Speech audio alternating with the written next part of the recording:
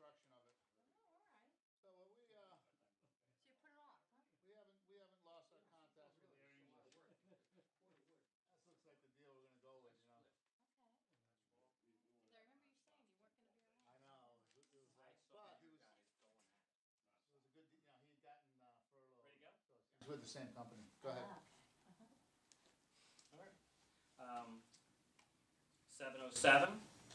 Take a moment to call ourselves to order and note that Bruce and myself are here along with Jack Casey, Selectman to be. Don't forget to get sworn in if you haven't. I got a letter from Donna, yeah. Fantastic. Dan Eddy, Bree and Bob Moore, and Linda Hufflesberg. Good to see you, Linda. Thank you. Thanks for Be coming. here. We have our minutes. Everybody get a chance to peruse the minutes.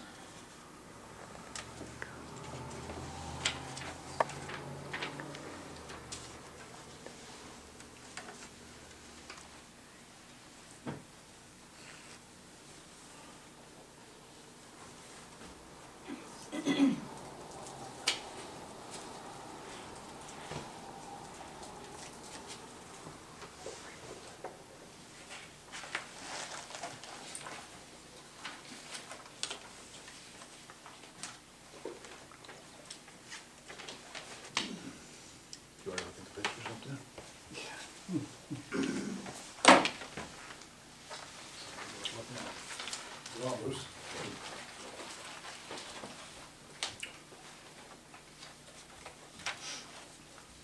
One, by John Cake, that was the powder.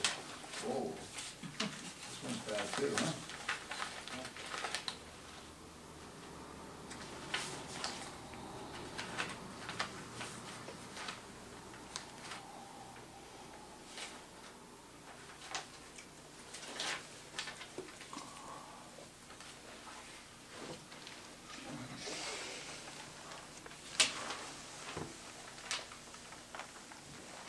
Office name, huh? You got an office name on it? Yeah, right on 44. You won't get worse, right? That's it. Power came back on Tuesday and so I spent a lot of time in the office last week. Yeah, it was, It's a lot more in the office than it was at home. it was a funky deal. I was here, Dan was able to, he came in on Saturday, Saturday after the storm. We played with, John Larson came here. Oh, did he? Dan's request, yeah. It was kind of fun. I've known him for a while. And my daughter, my middle daughter, spent, did an internship with down in Washington DC with him. Oh, Yeah, this past summer. that's She great. really got into it, yeah. She did well. It's way to learn. Yeah, she Uh-huh. turned out her boyfriend was down there too, so No. she wanted to be down there. Anybody like to make a motion? She was doing an internship for him. I'm gonna second. So All in she- favor? She's going yesterday. Aye. Opposed? Oh, I got an issue. I was missing I was there for all votes, but I was late coming into the meeting, so what I do, 95% affirmative and 5% abstention? How did that work? I mean, I was present for all votes. Mm-hmm. I was gonna say, I don't, Vote affirmative, I guess. Yeah. I just missed the first few minutes. well, actually, the first two motions are by me, second by Dan. Right. So let's look at it. Would you like a notice that just says that I was there unanimous for- meant to include just Tom and I? First couple little things that I missed. Okay. Would you just make a note in the minutes to say that Bruce entered at the operations update? Yep. So that it's obvious to the reader that he did not participate in the first two She votes. sent it to me. So I'm gonna amend your motion Look at to your agenda. approve the minutes as amended. I, she Second. sent it to me by email. All in favor? And I ended up Aye. doing daddy things with my daughter. So that vote is unanimous. Yep. Okay, fantastic. Operations update. We had a heck of a run with the storm. Started for me down at Brown's Corner doing soccer for our noon game with Chris Seipol and our 4-5 team when it started to snow at 1 p.m. And it just didn't stop. We ended up ending the game prematurely because it became so slick, and obviously everybody knows what happened after the fact. By 4 p.m., the whole south side basically lost power from South Road east. Did you lose? You lost at 3. You lost it 3 p.m.? So right around there, 3, 4 p.m. By Sunday morning, the entirety of the town was out. I mean, obviously the snow was so heavy. We worked pretty quickly with opening our emergency operations center. We had both our emergency management directors, our emergency management director, Jim Farkas, and his assistant, Kevin Purcell, really worked together well. During the storm, we opened up the emergency operations center. The guys were out plowing, you know, well over 24 hours. And we got immediate access to a CLNP liaison, which was missing from Hurricane Irene. John Sirica became a permanent part of Town Hall all the way through the following week. And John Sirica was great, something that was really sorely needed from the past experience when we opened up our emergency operations center, lost power for a protracted time. We had no access to that and were overlooked, and John changed that. When we found that we were basically substantially out of power and out of communications, we basically went down to the ground level of opening up all state highways and then freeing all trapped individuals. That was basically our original goal, and because of the substantial blockage of Route 202, if anybody had the chance to look at that, there was at least 9 or 10 pole lengths of trees. They had trees down near Brown's Corner, but the substantial, you know, damage was right at that little parking area where people hike into the reservoir. The old road in there. Right at the Canton line. Right at the Canton line. I mean, there was too many trees down to count. So we made priority of Route 219 so that we could get access to the hospital, obviously, through Route 219 corridor. Route 44 was in pretty good shape. By 10 p.m. we had that partially cleared, but believe it or not, they had sent the wrong type of equipment and sent a boom truck that was too small, and the operator would not, the tree got hung up in the wires, and he was trying to cut it, and he basically walked off the job and said, I'm not cutting it, because when this thing releases and the wires spring, it's going to send me for a ride in the boom truck. People had been driving underneath it, creating a bad situation, but by Monday, that was cleared. Route 202 to Canton was cleared by civilians, which a lot of civilians took matters into their own hands, but our road crew did the best they can to clear as many roads as possible. But portions of Steel, we prioritized all of our group homes and tried to get power and services to those in need as quickly as possible. We opened up our shelter, and we opened Town Hall as a warming center, and we also had the guys from the Village Fire Department opening up their facility as a warming center for people, and also the ability to charge up, get water, and take care of some necessary use of the services, the bathrooms, things like that. On Monday, one of the things that popped up for me, which was a significant issue, is that diesel storage in this town is an issue. You run 8, 9, 10 trucks, you know, for 24 hours, plus fire department, plus ambulances, and a 1,000-gallon fuel tank goes pretty quick. You know, you run those big trucks full of sand, it is an issue. 4 miles a gallon. You just can't. I mean, we were nearly full, and we were down to a couple hundred gallons. And when you deal with a protracted power outage where you can't get supply and you don't have communications to call your normal vendors, you got issues. You can't send them an email, you can't do anything. We contacted John Larson's office, and John was helpful in helping us secure diesel delivery. We ended up getting it from our normal provider, but we had plenty of backup when we got Congressman Larson involved. He was fantastic, really took an active role in helping us out. But Tuesday, the distressing thing about the whole storm was that we didn't really see any significant, you know, the governor's pledge and CLNP's pledge was 1 crew per town. Well, we saw no out-of-state activity until Tuesday. And on Tuesday, they all sat, 9 or 10 trucks sat in the Waring's parking lot for 4 hours. Called Larson's office again, and I said, no, Congressman, he said, what can I do for you? I said, you know what you can do for me? Is just get these people to move. We need local supervision to get people to get authorized, to get these people up in their buckets and fixing, you know, these things. And it wasn't long after that before I got the district supervisor and the vice president of operations calling me on my cell phone, wanting to explain the switching procedures and how they turn things off and turn things on to make sure that things are safe before they go into the high.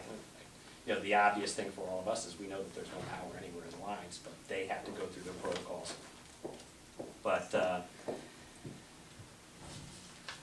hey Alicia, look at this. Another one of our future slides. That's good. We did get on the radio on Tuesday on ZBG and updated them on all of our announcements. And Route 44 corridor, one of the distressing things by Tuesday evening was ready to go, but the power was not to the Cherrybrook transfer station. So we basically waited, everybody in the downtown village center and all the way up to West Hill had to wait until Wednesday. So we basically were operating still through Sunday, Monday, and then into Tuesday for 100% of the town out of power. Because the only thing that really trickled in was some of the power crossing the town line on the 202 corridor as they backfit things in through Torrington, but the main portion of downtown, all the density that we have over here, was just waiting for them to flip the switch, which eventually came on Wednesday. On Tuesday, the news got out. We were posting things throughout the news center. We did about 60 meals up at the shelter for people for dinner. We ended up peaking that out at about 100 meals on Wednesday. But then on Thursday, it quickly receded as the power started to restore, and more and more people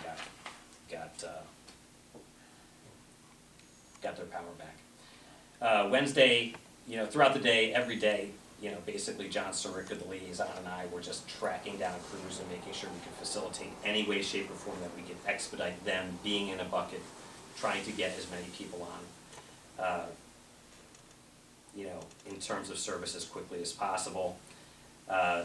As I said, Wednesday, we peaked out 30 for breakfast, I believe about 100 for dinner. Again, the conference calls daily with the governor and with Congressman Larson. On Wednesday, our highway crew, having put in a lot of hours and realizing the challenge that we had upon us, recommended hiring this Den Art, which is Artie Crane, a professional logger with a big claw truck. So we hired Den Art to start removing some of these large trees that was prohibiting us from opening up roads. And they turned out to be a nice hire. At $120 an hour, we spent about $9,600.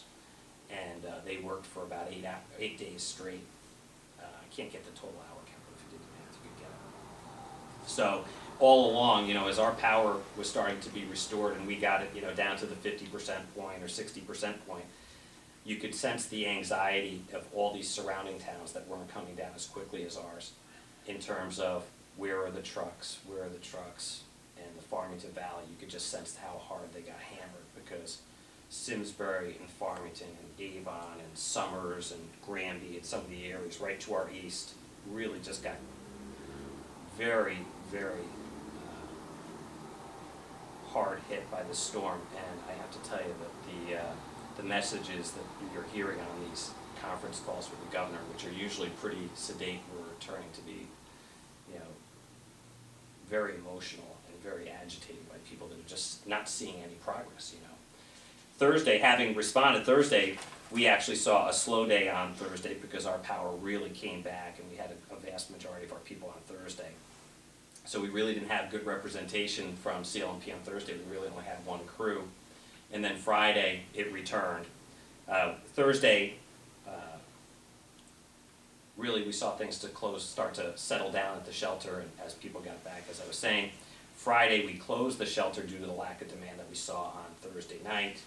And Friday, really we saw full force in terms of CLMP coming back. They had at least 6 or 7 crews. We really made a big issue about the senior housing on Route 219 and trying to make sure that we could get the industrial park and businesses back going. And they cleared, of course, right in the middle of the ski swap for Friday night. They cleared Rattlam Road, Route 219, the back end of Cottage Street, all the way up into the industrial park, and saw a good thing going. How did that line do from Cherry Brook that goes along the Farmington River Turnpike? Did that get hurt, or is that all right? That feeds to some of the industrial park. That was untouched. There was a couple of, that backwards, you talked about the easement that goes through Cherry Brook, Yeah. perpendicular. That wasn't hurt at all. There were trees on the wires on Cottage Street. And I think that industrial park is fed from two spots, because it gets it from the firehouse at Prospect Street, goes in It's fed from behind that. Syntac, and then it comes in from the other side too. But there was enough things messing with the system on Cottage Street that they just turned the whole thing off. The line going along the Farmington River Turnpike didn't get hurt, though. No. Although those are really something that need to be reconsidered, to have these lines that go through remote locations that aren't located along the street. One of the things that really needs to be, one of our recommendations when all is said and done here. I think that was done at the time to bring in three-phase, because I don't think the town had three-phase, so it's easier to bring it from Cherry Brook, I think that's how that happened. Could be. I'm not sure about the history, but I do know that they, as the week went on, the employers at the industrial park were worried about being out of work for a week and not seeing any signs of life and not seeing trucks on that side of town. And, we were trying to make an issue of the senior housing in that area, because we know that CLMP does prioritize people with special needs and the elderly. So we were trying to use both arguments as reasoning to get crews there. And like I said, on Friday, they did go full force on that side of town. It seems like you could see them going back and forth, but the one thing I learned during the week is that as time goes by, the easy, quick fixes go away. They become harder, more expensive, more time-consuming. It's pretty overwhelming So, task. That's right. Then on Saturday, we saw the biggest outpour, and we saw over 20 crews in town, and they decided to tackle the Route 202 corridor, 13 bucket trucks alone. Never seen anything like that. And then probably about 6 or 7 accessory trucks. There had to be 20 trucks alone just on Route 202, with other trucks throughout town going after the smaller individual ones. And the same thing was true again on Sunday, as then they tackled Route 219 coming towards the 202, 219 intersection going towards the valley, towards Stedman Street Farm. So it was a long week and difficult. We did not make the Sunday deadline. We had about 98%. Of course, on Thursday, my suspicion was that Mr. Butler was not going to survive at CLMP, not because of the storm, but because of other issues. I think that as I went through this whole process and we saw the people that were doing things, I was trying to ask myself, what have we really learned here? And CLMP and this John Sirica fellow are expecting a letter from us, but I think the first thing that we really learned was that CLMP really has been derelict in their duty in properly maintaining their infrastructure, as well as appropriately clearing their pole line easements. I think that's unacceptable for our town, and that, for all the money and profits that they make, they need to maintain their infrastructure and clear the lines. They have been doing that for a long time. But, Yeah. part of the problem, what they do, and I've never understood it, when they do their tree trimming, they go to butters to the right of way. Can we trim the trees? Well, they're not the people's tree. They're in the town right of way. They're the town's tree. And they're subject to And the you easement. don't ask, you take it down. You do what you gotta do. And if people say no, like they do in Granby and Simsbury, that's what you have. And fortunately for New Hartford, most people over the years haven't said no, but there are, they're not the public's tree. They haven't been trimming trees for a long time. They're not aggressive enough. They're not aggressive And at all. but then used to be. again, just thinking back to my little tenure here as highway foreman for a little bit here, 2 years ago, we took out over 90 trees on Stowe Hollow Road, and with the storm, it was like we didn't take any down, because one of you They got crashed closed, down. oh my goodness, they Yeah, closed up, it looked like nothing was done there. You could take another 90. And you probably have known, I don't know how many came down, but you got a lot come down after we took 90 trees off that road. I mean, this town's got huge tree issues. Well, the second thing I was gonna tell you is one of the reasons why I thought they had significant problems at CLP was that if you were here or had the opportunity to see, their technological infrastructure is non-existent. They use rolled up paper maps for, Out of here. no, in their war room to diagnose problems. We have better GIS mapping in this town hall, and as I told them, for $3,000, I could have your system overlaid on my system. And then, you know, with the IT expertise that is out there now with the likes of, you know, the Apple and the iPads, to think that they don't have, and granted the, you know, internet was down, but that we're looking at photocopied ledger-sized pieces of maps taped together on my desk, and that's their idea of how they diagnose their system, is frightening to me. I mean, for the billions of dollars that company generates, to think that they're using rolled up maps in their war room and visual diagnostics in combination with phone calls, you know, and their little tracking list by town is ridiculous. They should have an interface on phone calls and visuals on a GIS mapping that shows their infrastructure, that shows the density, that predicts where they should send the crews to, so that they can estimate by fixing specific lines how many people will come on, and giving people the knowledge that, you know, they know and have a reasonable expectation about how many crews and how quickly they'll come on. It's ridiculous in the modern era to think that they're using 50-year-old technology, copiers and rolled up maps. So, and I have copies of the maps in my office. I'm not kidding, it's terrible. I think the third thing that we learned was that there are several areas in town where there is no redundancy in the system. A lot of areas, and one of the things that was disappointing to see is that every time I talk to these folks, and granted I've only been here 2 years, you always hear these guys say, the polemen say, we do backbone restoration. We fix the trunk of the tree, then the limbs. Well, I just told you, they didn't fix the Route 202 corridor for a full week after the storm started, and the Route 219 corridor, which are two of our primary feeds, for over a week. They basically tried to duct tape the system together and backfeed through Torrington and grab as much power out of the East Main Street corridor to go all the way. If they could have gone to Southeast Road, they would have. They just didn't have the capacity to do it. But they got everything on the south side to South Road by Torrington, which normally would be fed by Canton. So Southeast Road is the end of the line. They get fed by Canton through the Route 202 corridor, but Southeast Road is literally the end of the line. It does not connect with South Road through West Road, it ends, and it does not connect with Burlington through Covey Road, it ends. So those folks there, hoping and praying for any chance to get power from another location, it's non-existent and really unacceptable. You know, the whole thing of, when you look at it and you learn the system, the southwest side of town, the power does come out through Torrington, but to get to Kinsey Road and the folks on Hickory Knoll, the power comes all the way past Kinsey Road, up towards Bakerville School on Cedar Lane, back on Gillette Road, back down Kinsey Road, and back in. It's a big, huge circle. Instead of having that connector for 3 or 4 pole lengths out to Route 202. Absolutely ridiculous. And there's several areas there where, you know, when we get back to normal here and we write a series of recommendations that for a couple of pole lengths of wires and a little bit of switching, we can create redundancy in the system and work to improve it for our town. You got like 20 years ago, the whole South End was fed off of Torrington. Mm-hmm.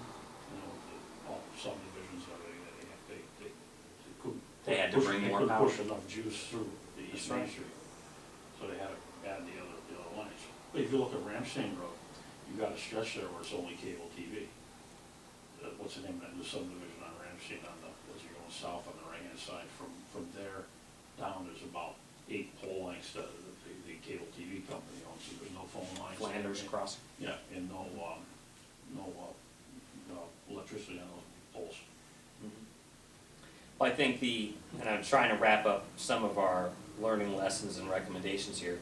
The big thing, the fourth thing, is that the town's infrastructure, I think, in terms of our buildings and our generators, performed pretty well in the emergency. You had this building, the generator system worked flawlessly. We were online here, people could come here, charge their batteries, use the bathrooms, warm up, everything worked well. The generator, the Homeland Security grant, I believe was long before I got here, for Antolini, worked flawlessly. They didn't get the power on there until I believe Thursday, but the generator there, the kitchen, the folks that worked there, they were phenomenal. But where we fell short, like I mentioned before, the fuel storage tank for the diesel is an issue at 1,000 gallons. It probably should be something that we talk to the capital subcommittee of increasing our capacity there. I mean, who knows if this type of significant emergency happens again, but it's something that certainly should be discussed, as well as the fact that we don't store regular gasoline. You can't. So, I'm not gonna store it, that's a problem too. but you can grab 100 gallons, and because literally your police are worried about fueling up Well, you and prob- becoming stranded. You probably should look at another Conval tank for gas, that just, maybe 1,000-gallon tank, that gives you a little redundancy, because gas is good for a while, but this Right. gas. But it is does really not bad. last. What's 3 months or Right. something? The on top of that, I think that You need real power at the town garage too. well, I was going to get to that. The emergency service vehicles, the police cars being only 2-wheel drive, issue. The old Dare truck with the 4-wheel drive worked well and got a lot of usage. Dan Janko used it, and it was phenomenal. And then my third recommendation was the town garage should have a more substantial, powerful generator. There are things that they cannot use their air compressor and the things that they use to change snowplow blades in the middle of a storm. They were shut down because the small generator can't do that. So they're doing it manually, and that's not good. It's just a waste of time. I think that the big thing that I think we learned is that obviously the strength of our town is our people. We had the town crew was phenomenal. Christine and Lila working in the town hall were phenomenal, and when we were here throughout the weekend, even a week after, the phones were ringing off the hook and people wondering when and where they could get information. They did a great job. Jim Farkas and Kevin Purcell, and I mentioned in our last meeting, Jim Farkas is really a great asset to the town. We're going to miss him when he steps aside. To have someone with his expertise in firefighting and emergency service, and as well as LCD. Kevin, let me tell you, Kevin and his wife did a wonderful job manning the shelter and doing things. But those guys really rose to the challenge. The emergency service personnel were fantastic. Everything from doing call-outs to delivering the cots, helping setting up the shelter. The ambulance service feeding people. These guys, what you learn, they got a lot of food over there. It's great.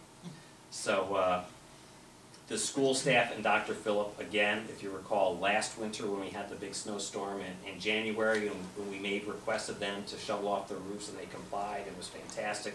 The working relationship. Was it Donna, their cook over there, was it Donna Murley? All of the folks that worked over there, Mr. Rick, Mr. Mike, everybody, that's what the kids call him, Mr. John, all the custodians that stayed there throughout the night, did all their extra help, as well as Lorraine, the custodians, did a wonderful job. And then even some of our residents who took, at their own personal expense, their own equipment to clear road areas in their own neighborhoods. Ski Sundown helped clear Ratlin Road. I go up there and try to get them to see them, and then you come back later and you see, they said, well, we took care of it. They got an electrician up there, checked the wires, pushed things out of the road so they could free people up. Really amazing to see. So I think that there are areas where we can improve. I think that a lot of people stepped forward. I think that the school staff was phenomenal. I wanted to put forth, I know that Christine never really takes a whole lot of credit around here and likes to run with a low profile, but she did a wonderful job. Lila did a wonderful job, and I think we got a lot of positive letters and notes from people. Linda Martin really sent us a nice one. You guys can check out. Stub Hollow. The people that live on, if you live on a dirt road in New Hartford, you kind of have a different way of going about things, and you kind of expect that your power's going to be out a little longer. Well, Linda Martin is just really sweet to the town, and day 9, finally getting the hookup, and she's happy. She's thanking us. You know, I mean, it's too much. She's got pictures of the crew. I'll pass around, you guys can check it out. But, you know, through it all, you see that there's really a lot of really nice people in this town. And I think we fared well. I always used the CLMP mapping to see how we were responding to as compared to the other towns. I think that our power and some of the things that we benefited from is that a lot of our highland areas, the West Hill area, the Cotton Hill area, the top of Honey Hill area were not impacted. And the areas that were devastated were the low-lying areas of Dings Road, Steel Road, the industrial park, you know, some of the areas that are tucked away that didn't really have the density, but obviously had substantial cleanup costs. So all in all, it was a trying experience. I have been considering recognizing some of the school staff with perhaps a gift certificate. I wanted to see if there was any objection. Those folks worked throughout the night, stayed up all night, put off their own personal home care and maintenance and families to man the shelters for several days. I was thinking maybe Donna was phenomenal, cooking breakfast and dinner for everybody there for several days. I was wondering if there was any objection, if anybody wanted to notice them with maybe a lunch gift certificate or something like that. No? You want to leave it to select my discretion or handle it? I was thinking something, there might be 4 or 5 of them. I was thinking a couple $100, $250, something like that, and get them a pizza gift certificate or a lunch gift certificate somewhere in town. Fantastic They alcohol. were above the call. They did. Absolutely. And a lot of them, you know, when I could barely keep my eyes open after running around chasing trucks till 10 or 11 o'clock at night, you know, I was trying to stay up there with people and make sure they had movies and different things, and I just couldn't keep my eyes open. You know, you just can't go that long, and to have, you know, Rick and Mike and John and Lorraine there just offering to help. I'll also notice is that the Cub Scouts offered big time to help man that, as well as Reverend Lowe, who helped and pitched in. We had a lot of people offer to volunteer to come down and do that. It was really nice of them. So. Any questions or comments about it? I did include some pictures. I mean, I think when you look at so many trees that are, or so many roads that are devastated, it's kind of hard to tell one from the other. And I mean, my camera is filled with different pictures of different roads. I think if you look, you can see obviously the one on 219. This poor soul, the second picture on the top row, got right in the middle of the storm, got nailed with a tree on top of his truck. This is Stedman Road, which is still closed, obviously the situation tabled. Lair Road back in the back by Jeff Litton's house. This is after a majority of it was cleaned, but the other learning lesson here is that all of our poles in New Hartford are not CLMP poles. Some of them are AT&T poles. So sometimes when they're diagnosing these things, you get into the communication issues of who's got what for who and who's going to take care of what pole. And the poles on Lair Road in front of Mr. Linton's house are not CLMP's poles, those are AT&T poles. And you know, we must have called CLMP 3 or 4 times, and it's impossible for me to tell which ones are which, but AT&T eventually got out there. Yeah, well, I couldn't make it out. You could see, I think one of the poles was nearly falling down right at Jeff's driveway there, kind of going around. But then you have Ratlin Road, Ski Sundown. That's what the folks at Ski Sundown volunteered to personally clear on their own. Route 202, right after the storm, had to be 30 or 40 trees down or more.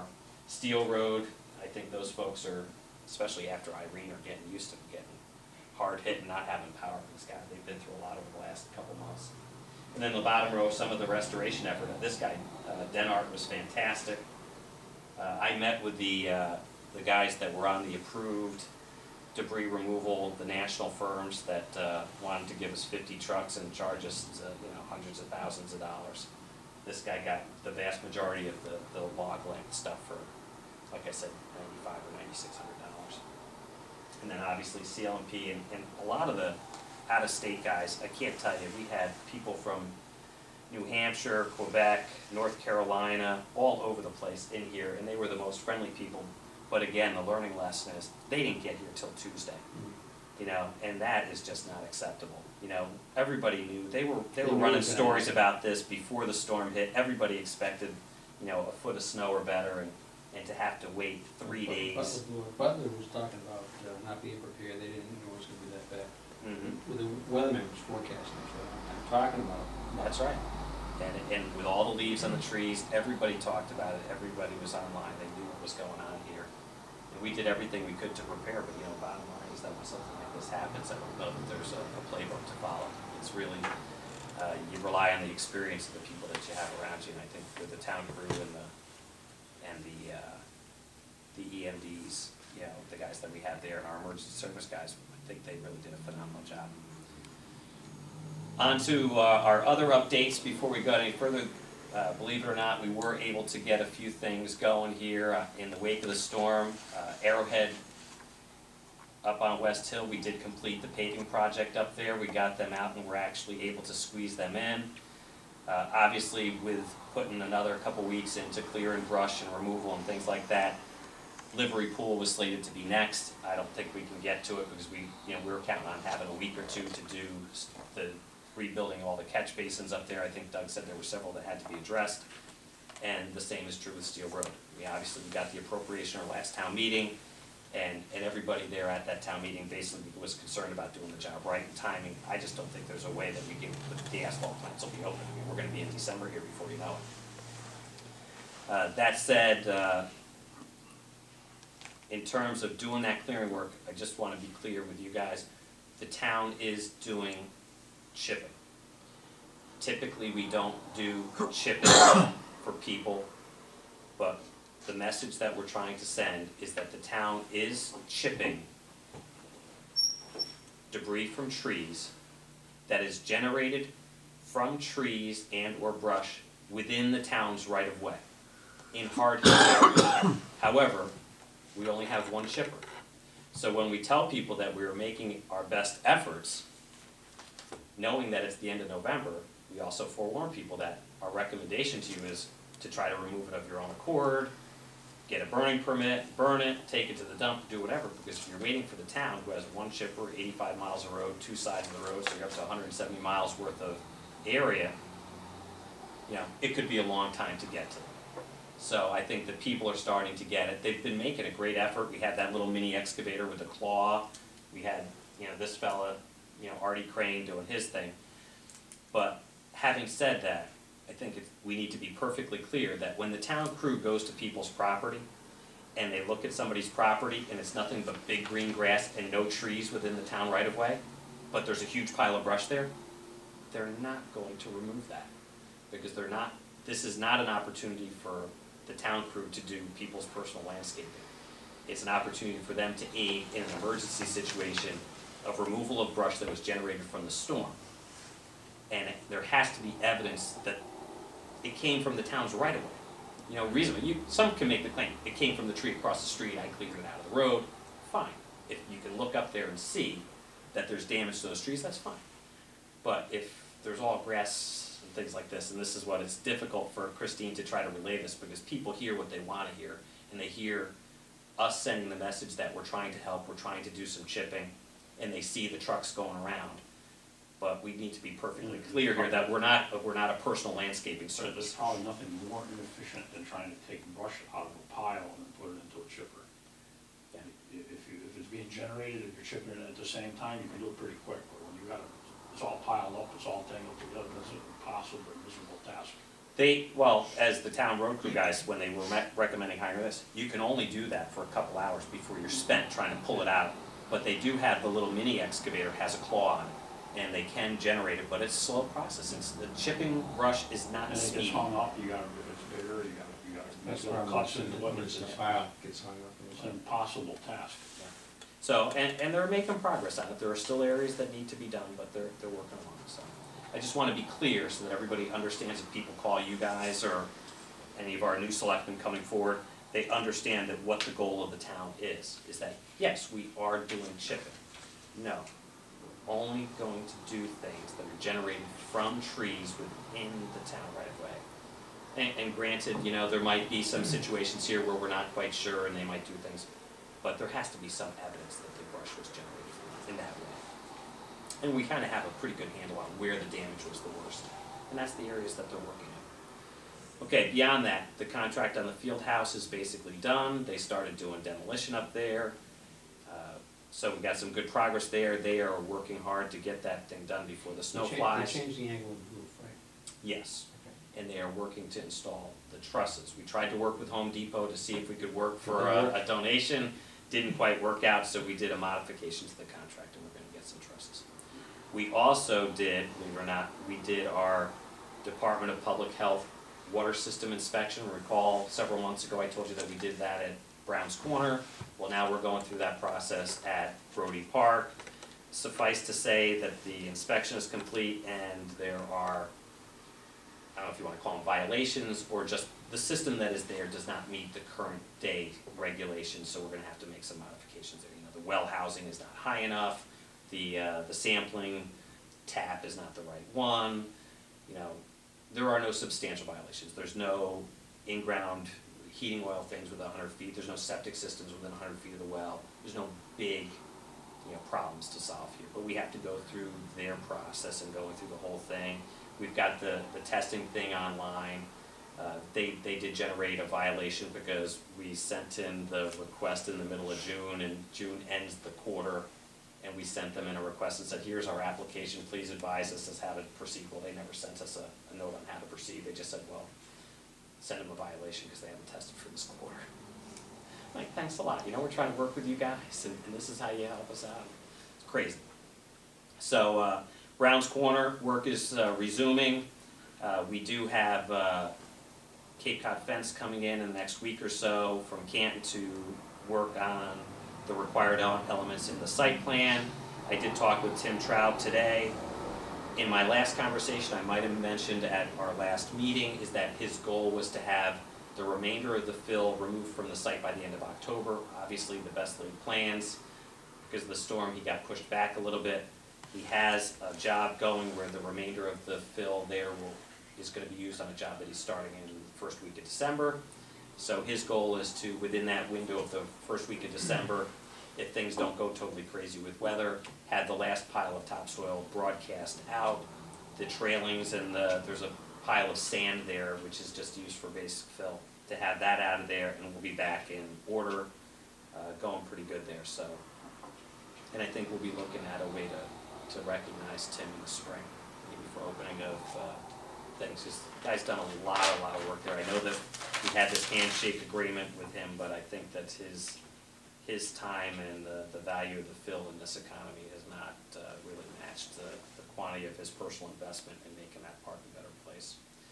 I did tell you that we did some planting on Winchester Road and the little thing. We did the bridge project there over the summer. We did the Winchester Road Bridge, and when we did that, we had knocked down maybe 4 or 5 dead maples in the little triangle at Shady Brook Road. Well, Brenda Schaffler from the Garden Club, who is really phenomenal, ended up helping me out. We went on a little shopping trip and we planted that circle and did a nice little job dressing that up. We also did some work at the beach for Brody Park in terms of, we acquired 6 used docks from the West Hill Beach Club who were looking to redo their docks. So we worked with, was it Dave B. over at Camp Sequasin, worked out a deal. They basically drove the docks across the lake with his boat, dropped them off on our beach. We pulled them up, and we're going to work to try to renovate them to fix the access where the boat dock is. The police boat is now there, and it's an issue because the kayakers want to get in and out of there. It's just a nuisance, so we could pop that dock out a little bit and get the police boat away and open that access up a little bit and help them. It's not costing us anything, so it looks to be a good deal if some of those are salvageable. We also use the stormwater runoff survey that the West Hill Property Owners Association financed to use one of the recommendations to start putting silt fence in at the beach from now on, so that we keep the sand on the beach instead of replacing a good majority of every year. So Don Burden has done that. And over the last couple weeks, we actually had Veterans Day down at Chapin Park, which was really nice. Joe Howman and those guys, again, the Cub Scouts were great and came in, and we actually had elections, so, which went pretty well. So, yeah. So, reelected? yeah, I'm happy to be here for another couple of years. So, any questions on our updates? I left one off, which is the next agenda item, the STIP grant for that. Do you have the budget? No questions on the updates? Good. We've been working with Roger and our friend from DOT, remind me, Eric Jarbo. Pretty young guy. Eric Jarbo and the folks at the state DOT who administer the STIP grant have calculated the total cost of the project to do a chip sealing process on 1.2 miles of Cedar Lane. Only $2 million. You're close. You're close. $472,000, okay? Now this is including partial restoration, full depth reclamation of, what do we talk about? 40,000 square feet, something? I tell them to keep their money. Well, we know we have a bid from Glasso to do, what, 1.1 mile of steel road for $225,000 and repave it, the entirety. 4 inches of pavement, base coat, binder, and top coat for $225,000. And this is how the state administers their project, that you have more than double to get a chip seal product. Now, I know that we hire, and it's like $30,000 a mile with some shim paving underneath, that we were estimating $100,000 to chip seal the entire. Chip paving's half the $30,000. Stimco's for 15 Yeah. grand. Well, I'm just talking about limited shim Yeah, I mean, in areas of It's degradation. ridiculous. So we have sent this back for one last run at Eric Jarbo. I was contemplating calling Larson's office. This money is supposed to be to preserve and improve local roads, not change it into state roads, okay? And these guys have lost sight of the goal. They missed the boat. They have I to mean- meet ASHTO standards, that's what everything's geared at. Well, So it's But built to me, for what? ASHTO. I forgot the whole acronym, but it's a national, highway superintendents. So you're building a state highway is what you're doing. But nobody on a back road in New Hartford wants a state highway. well, you know, Not there. our dilemma is this, is that at $472,000, the town's end is 90,000. And you can just do Right. it for less. I could do a 2-inch overlay for about 90 or 100,000 of about a mile. 100,000, right? That's what we pay. You're better off not wasting your time with the state money. So it's really distressing. It's hard to justify when there are roads in inferior condition to this that could use 90 or 100,000. Whereas this inflated estimate, and maybe it's 20% or 25% high, but it's still You know what, far off the Dan, mark. if they're gonna pay 100% and they wanna waste their money, you let them, but if you gotta start matching, it's not That's right, worth if we're it. gonna match, it'd be one thing if they were gonna pay for it, but we have to match. 20%. And you know, I've talked about, West Hill Road and what they did for the grant on that, and I thought it was an abysmal job. Well, this is a different product, though. This is pure pavement. That's that micro Oh, I know, I resurfacing know. that was all in place before Tom, we got here. Years ago, when I was first selectman, we had, on West Hill Road in a dip, west of Carlson Drive, east of Carlson Drive, Yeah. there's a pipe there, and there used to be a little bridge. And at the time, the state bridge program paid, it was an 80-20 program, 80 state, 20 town. And it was such a ridiculous little piece of water going through there. They wanted us to spend almost $600,000 to put a new bridge there, of which the town would have paid $120. We ended up doing it ourselves. We put a squash pipe in. Ed Sweeney, the town engineer at the time, calculated the flow for, for To the capacity of the pipe. 10-year storm, and it's never failed since we've done it. We did it for $15,000. in-house. Oh, And, I mean, it's just ridiculous with the money that they make you waste. And you think you're getting something for nothing, but unless they're paying 100%, you're getting nothing, you're spending more. Yeah. That's a sad reality with state projects. Well, we've put in some money. We did core testing, which was required, so it was about $1,000 or $1,500, Chris. And then maybe 6 or 8 hours of Roger's time at 100 or whatever. So we're into this for about $2,000, a little more. You know, and you like to pursue these grants because you want to act in the best interest of the town, but at some point, if they can't get reasonable and budget off this, I can't see implementing that. Only because it's such a substantial investment. You'd like to think that the road's better, but there are certainly other roads that are more needy. You know, they only designate these 2 roads as these roads that are eligible, West Hill Road and Cedar Lane. So, in my opinion, those roads should be Cadillac. You know, by the time we go through the 10-town cycle of the COG, the Northwest, you know, the Litchfield Hills Council of Elected Officials, and everybody gets their one bite at the apple, every 10 years, one of those roads should be redone. I mean, And it should be done well. And it should be done well. But at that price, we could build the whole thing new ourselves, instead of having a limited chip seal. And that's the problem, so. Anyway, so we'll pursue that as we see what goes on, and I'll be reporting. I think Jack and Alicia will have fun with that one. I'm not sure where we'll end up, but maybe they'll come to their senses, maybe they won't. So, Which state? yeah. Never. You build a busway. Yeah, true. Okay, item 4 on our agenda, if there's no more, we could take cheap shots at the state all night, it'd be fun. But we need to move on, we're still on only 4 out of 11 items on the agenda here.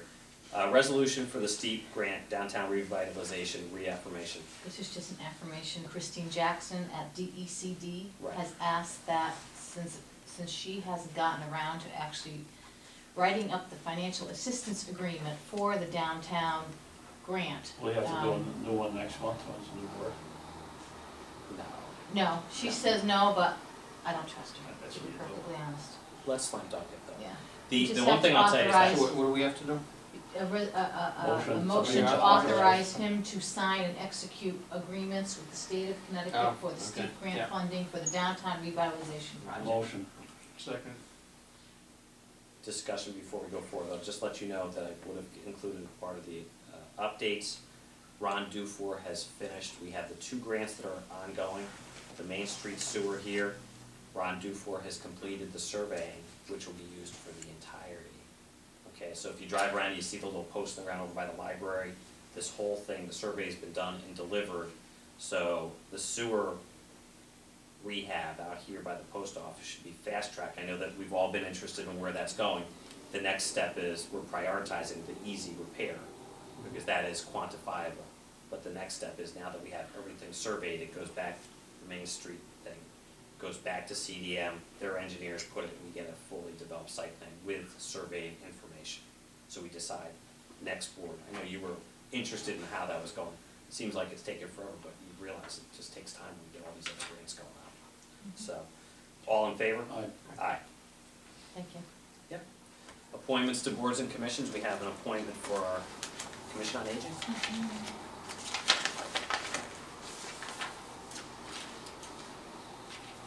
Francis, look for me. Okay, we have a vacancy on, like I said, Commission on Aging, term to expire 12/31/2013. They have recommended Francis LaCroix to fill the vacancy. Anybody like to make a motion to that effect? So moved. All in favor? Aye. Just send this as one of our.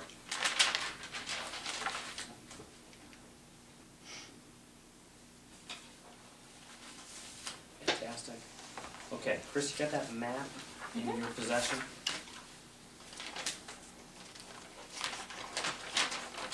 RRDD #1, Jimmy Hart and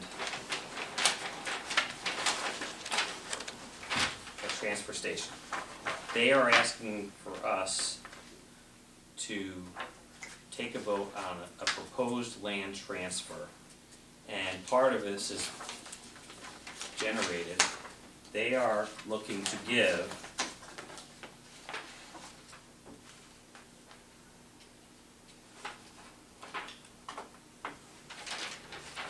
.14 acres of land known to be dumped part of the transfer station land in exchange for 0.07 acres of land. The difference being they're trading with an abutter to gain land that is not designated or fall under the Bruce's, what is it, the Transfer Act or the Superfund The site? Superfund. This is what they're getting rid of, this is what they're requiring. That's right. The acquisition will allow them to drill a well. This is all in Barkhamsted, and they just want our. Yes, they want This us, is our- the reason why they're asking us to do this is because the Oh. seller, I believe, is on their board. Okay? They cannot, because of the designation of the past, of the Superfund, they need to acquire land to drill a well for potable water. Either that or ask New Hartford to extend our water line, which would be tremendously expensive.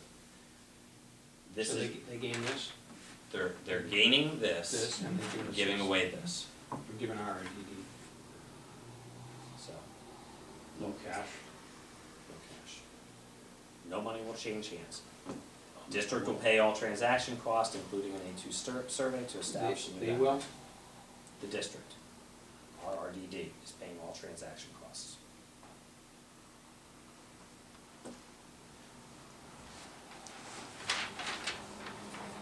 I'd make a The whole thing has to go, believe it or not, because the grantor is on the board. This has to go to Superior Court for approval.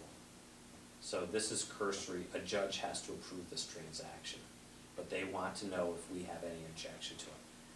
So They've been, we're voting to not object. that's right. So I make that motion. Second, I mean, would there be any reason to object? No. I know that they have issues with future development of the site, and it always comes down to where you're gonna get water from. And they currently don't even have any potable water for their employees. They bring it in on a water truck. And the Department of Public Health has deemed that water truck is not a good source of potable water. That's. They've let them do it for years and years, and now they said, guess what, you can't do this anymore, you do well. Or supply bottled water and, Yeah, it says right here, current method of trucking in water to a holding tank does not meet health Does not code meet health, requirements, yep. and the Farmington Valley Health is requiring improvements. Mhm. We are asking for quick approval of this request in order to accomplish the work prior to the winter season, which will make it more difficult and costly. Please give me I'm further surprised, questions. not to be a fly in the ointment, I'm surprised anybody would want any piece of that landfill. Kind of take it. It's my, But if somebody my wants thought to take too. it, if somebody wants to take it, I'd go for it. I don't have any problem with it. question the potable water for, in that area. Well, Plume's always had it towards the Farmington River, Yeah. so. Chances are that's not contaminated, from my knowledge of it, so. for clarification, is your motion that you do not object to the proposal as Correct. presented by RRDD? Okay. The proposed transfer of land. Yeah. Any further Do not discussion? object. No. We can add a copy of the map to the motion. Mm-hmm. All in favor? Aye. So that is unanimous. Yes, let's keep all this together, Chris. Like I said, the judge has to review all that and is gonna rule on that. Okay, request for refund of taxes. She did bring up a couple, didn't she? Mhm. Okay. We have two requests.